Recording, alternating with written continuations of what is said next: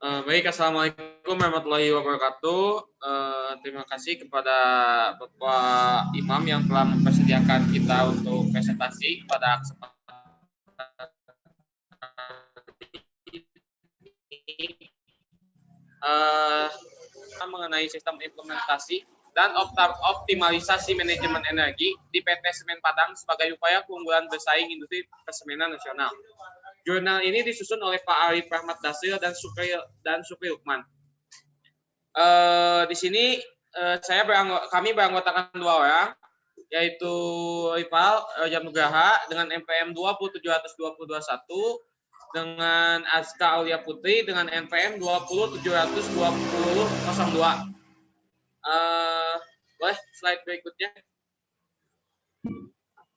Nah, untuk slide berikutnya bakal dipaparkan oleh rekan saya Azka Aulia Putri.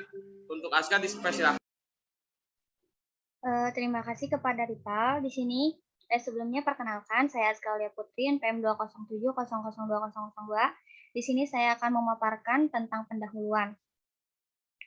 Pertumbuhan PDB atau Produk Domestik Bruto Nasional yang tinggi mencapai rata-rata 6,04% per tahun selama periode 2016 sampai 2050. Diperkirakan akan semakin mendorong peningkatan kebutuhan energi di Indonesia dan di masa depan. Oleh karena itu, pemakaian energi harus diatur sedemikian rupa, selain untuk ketahanan energi Indonesia, juga sebagai upaya untuk mengendalikan emisi rumah kaca secara global.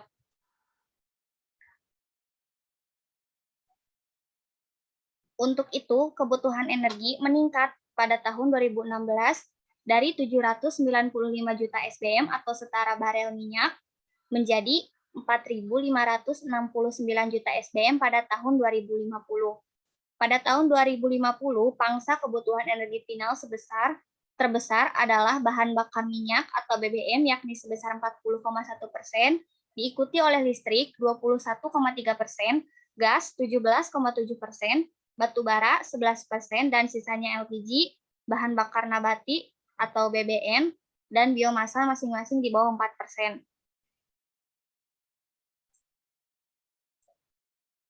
Jika dilihat dari faktor biaya produksi COGM atau cost of goods manufaktur, maka porsi biaya energi menempati posisi teratas dengan persentase sebanyak 45% sampai 52% dari total biaya produk semen.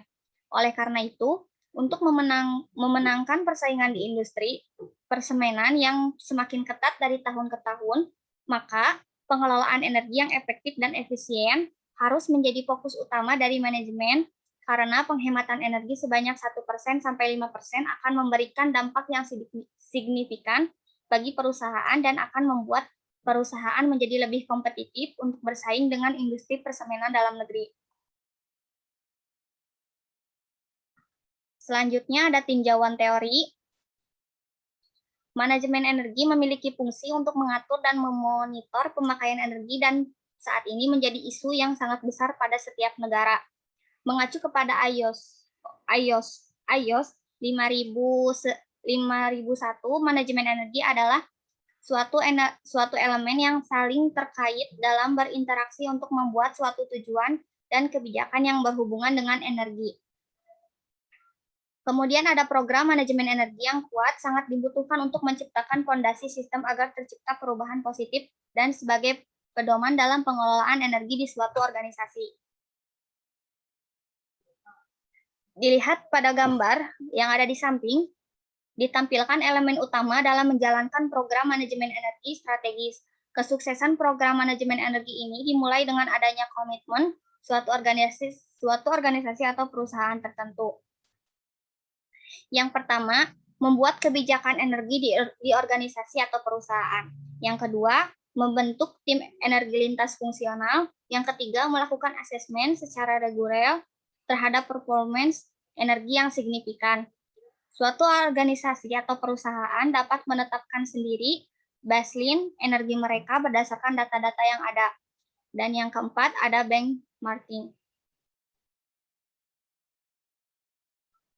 Sekian yang bisa saya sampaikan, saya kembalikan kepada Ripal.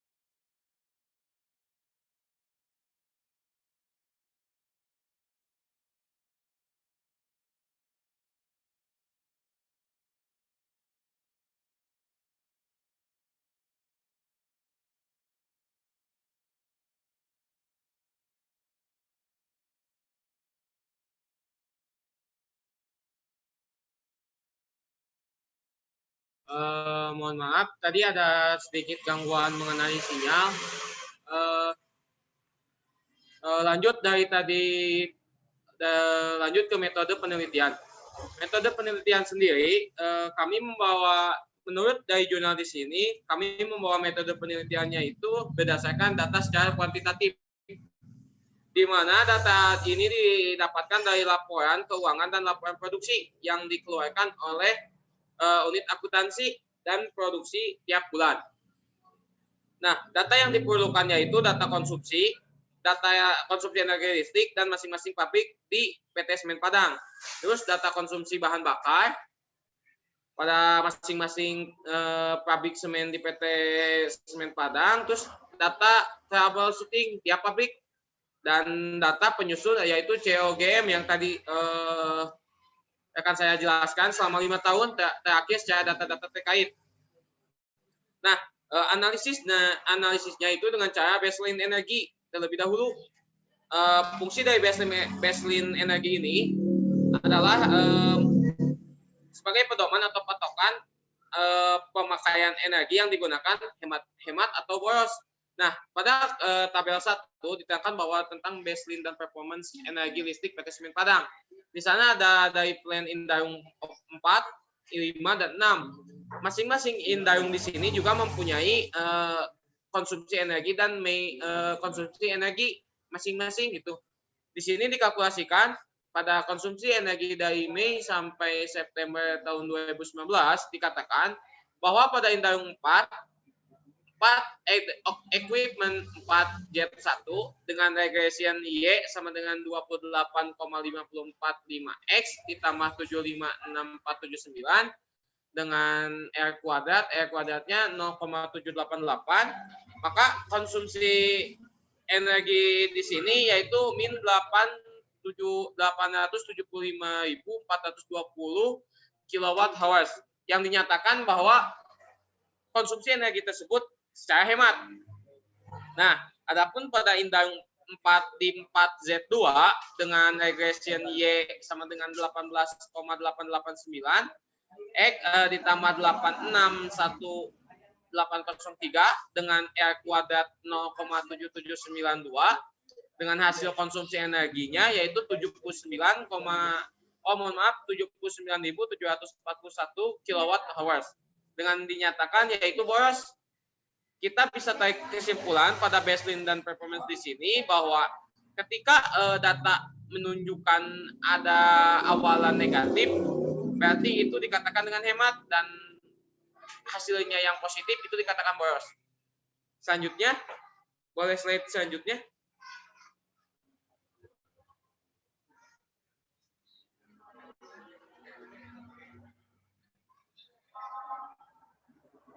Nah, di tabel 2 ini kan baseline performance energi listrik pada PT Semen Padang seperti yang tadi. Dengan ini kalau misalkan dikalkulasikan dengan secara menyeluruh gitu. Dari bulan Mei sampai September bahwa didapatkan Indahung 4 ini salah satu yang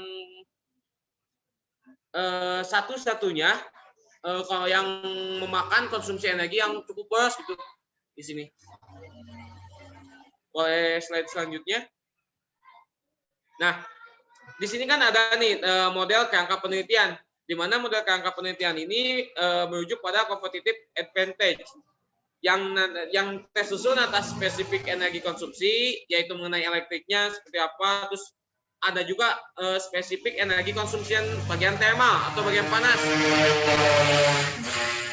Nah, selain dari dua hal itu, didapat juga dari waste management atau pengolahan limbah agar mengurangi konsumsi energi supaya tidak terlalu boros. Terus ada brand image juga yang sebagai bentuk itu bentuk tampilannya seperti apa gitu untuk competitive advantage ini. Boleh slide berikutnya.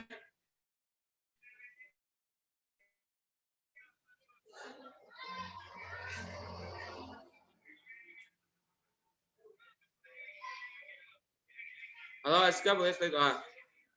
Di sini ada Indahung 4, yaitu mengenai gambarnya ini disediakan bahwa batasan penelitian pada area publik Indahung 4, 5, dan 6. Dikatakan dengan tambangnya itu limestone dan silica stone. Terus ada clay dan iron sand, iron sand. Pada Indahung 4 ini bentuknya seperti ini. Raw meal 160 TPH, terus raw meal 240 TPH dengan KLN 64 dengan kilnnya itu 5400 TPD dengan kapasitas millnya 28 TPH dengan finishnya yaitu 110 TPH dengan 150 TPH dengan batasan berarti minimal 110 dan maksimal itu 150. Nah, berikut dari Indarung 5 juga sama, bahwa Indarung 5 di sini hasilnya yaitu minimalnya 215 dan maksimalnya juga di 215. Adapun untuk Indarung 6 ini stagnan di angka 250 TPH. Nah, boleh ke slide berikutnya. Nah, berikutnya yaitu hasil dan pembahasan. Hasil di sini bahwa dapat dikatakan dengan diterapkannya sistem manajemen dari bulan Mei sampai bulan September pada tahun 2019 ini memberikan penghematan dari pemakaian energi listrik sebesar 5.141.30 kWh atau sebesar 5,12 miliar dengan asumsi 1 kWh sama dengan 997 rupiah. Dan penghematan energi termal yaitu 13 miliar 677 sekian kilokalori atau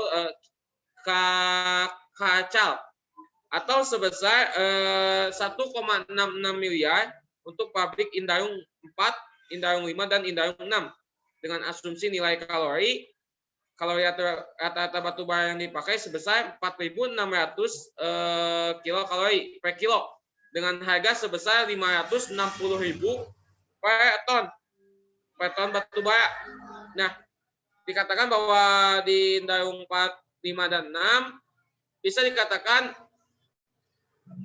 lebih banyak kita banyak melakukan penghematan gitu.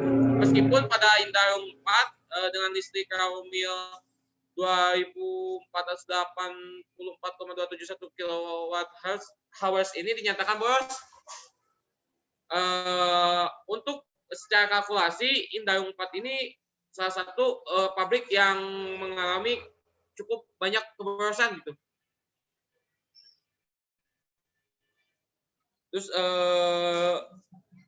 dengan implementasi sistem manajemen energi di PT Semen Padang ini dalam 5 bulan terakhir, perusahaan telah berhasil melakukan penghematan sebesar 6,79 miliar yang dihitung dari konsumsi energi untuk pabrik Indarung 4, 5, dan 6. Boleh dilihat slide berikutnya. Nah, ini kalkulasinya ya, yang energi thermal seperti ini. Tadi seperti yang saya katakan bahwa pabrik Indarung 4 ini banyak bisa dikatakan salah satu pabrik yang mengalami keborosan. Tuh. Selanjutnya, boleh di slide selanjutnya.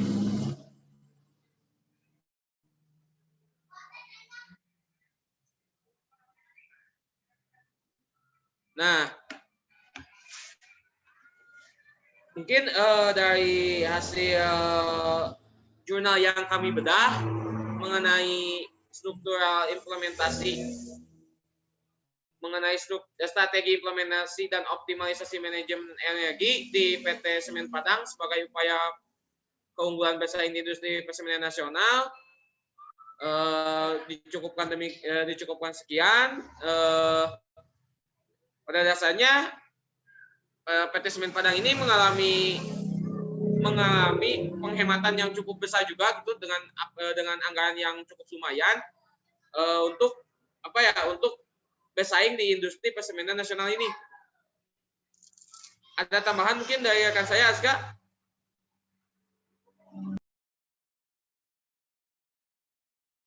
Dari penutup, kesimpulan, penerapan sistem manajemen energi di PT Semen Padang baru berjalan kurang dari setahun, namun sudah menunjukkan hasil yang menggembirakan, yaitu mampu mengurangi pemakaian energi listrik sebesar 5.141.030 kWh atau setara 5,12 miliar dan mengurangi konsumsi energi termal sebesar 13